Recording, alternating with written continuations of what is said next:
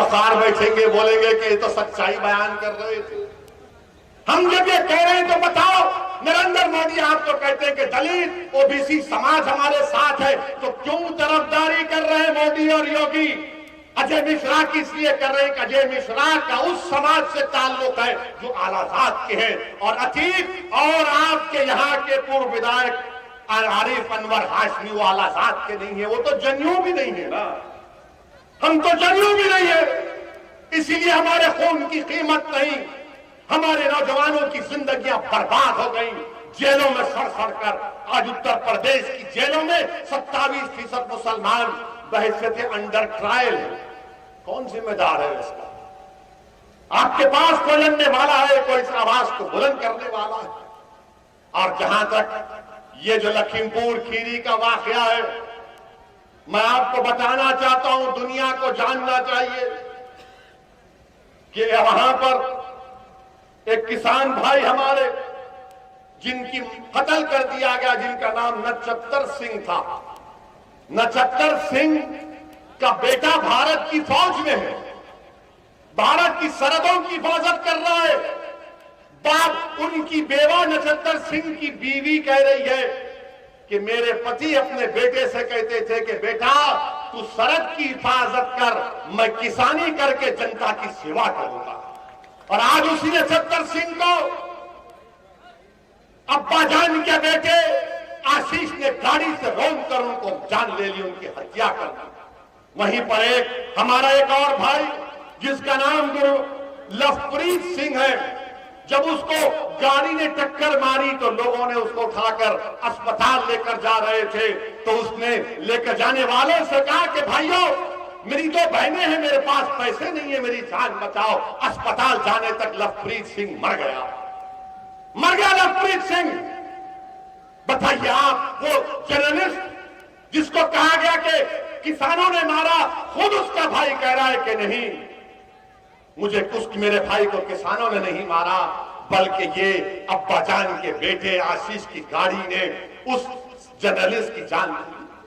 8 लोगों की मौत हो गई, 5-4 किसान, एक जर्नलिस्ट, 5 लोग मर गए।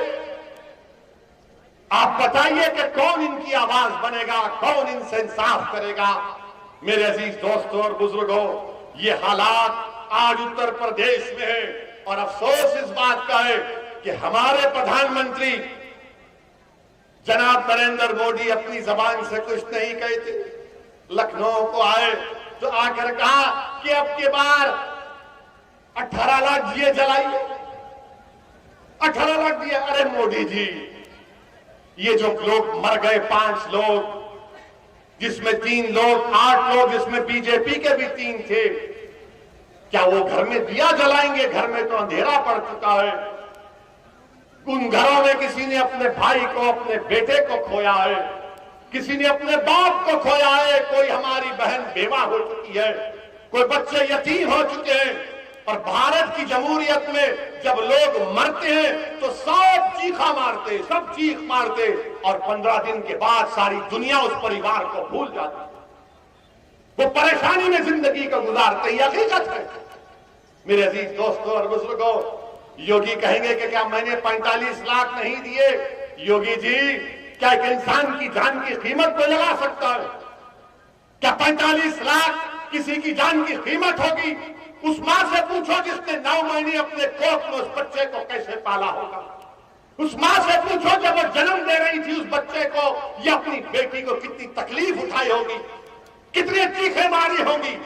जिसने उसको पाला पोसा, अपना दूध पिलाया, अपने साया में रखा, बिस्तर पर नहीं, अपने जिस्म पर उसको लिटाकर उस बच्चे को और बेटी को पाला, उससे जाकर तुम कहोगे कि 45 लाख तुम्हारी औलाद की कीमत है, तो मां देखकर तुमको बदुआ देगी कि तुमने मेरे बेटे की जान ली और 45 लाख देखते। मेरे अजीज दोस्तों और बुजुर्गों, मेरी आपसे गुजारिश है कि आपको अपने वोट का सही इस्तेमाल करना है, डरने और घबराने की जरूरत नहीं है।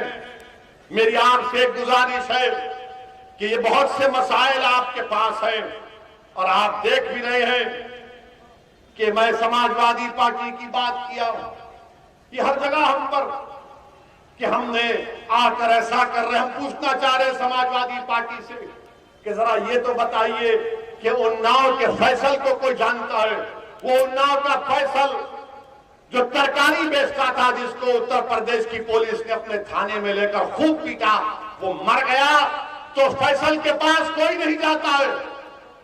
मगर एक गुप्ता साहब को बाबा के गोरखपुर के वहां पर एक गुप्ता साहब को पुलिस मारती है, वो मर जाते हैं तो मुख्यमंत्री भी चले जाते हैं, अखिलेश यादव भी चले जाते हैं और अखिलेश यादव जाकर गुप्ता परिवार को 21 लाख रुपए का चेक देते हैं। और फैसल की जान की कोई कीमत नहीं है, क्योंकि समाजवादी जानती है ये मुसलमान कहां जाएगा हमको छोड़कर, ये तो हमारा कैदी है, इसको हमने बंधक बनाकर रख लिया, इसको सोचने समझने की तमीज नहीं है। हमने इनकी सोच में डाल दिया कि तुम पैदा होने के बाद सिर्फ वोट डालना, नेता नहीं बनना। मैं आपको बताने आया हूं कि आप नेता बनेंगे इंशाअल्लाह ताला। आप ही की सफों से उत्तर प्रदेश नहीं भारत का कद्दावर निकलेगा शख्स जो नेता बनेगा इंशाअल्लाह ताला। मैं उतरौला और उत्तर प्रदेश के मुस्लिम अकलियत को पैगाम देने आया हूं कि टिकट क्यों मांगते हो? तुम टिकट बांटने के आज मौकफ में हो। तुम क्यों जाकर टिकट मांगते हो? अरे तुम टिकट बांट सकते हो। तुम 19% हो उत्तर प्रदेश में, तुम 19% आबादी में हो और 27% उत्तर प्रदेश के जेलों में मुसलमान हैं। 27% हमारे बच्चे अनपढ़ हैं, बच्चियां पढ़ नहीं सकती। हमारे महल्ले में कोई तरक्की विकास का काम नहीं होता।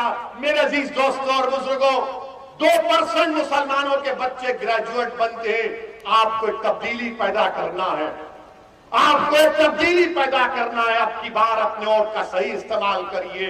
हाँ, अब ये रहा सवाल कांग्रेस पार्टी का, ये कांग्रेस पार्टी में अब दम नहीं रहा। अगर आप दुनिया के सबसे बड़े हकीम को भी लाएंगे और हकीम साहब को बोलेंगे इस पार्टी को जिंदा करने की कोई दवा है, तो हकीम साहब बोलेंगे बेटा तुझे ताकत की दवा दे सकता हूं, इस पार्टी में अब कुछ नहीं रहा। जिंदगी नाम की कोई चीज नहीं रही। जिन्होंने हमारे वोट का इस्तेमाल किया, हमारा बेड़ा फर्क कर दिया।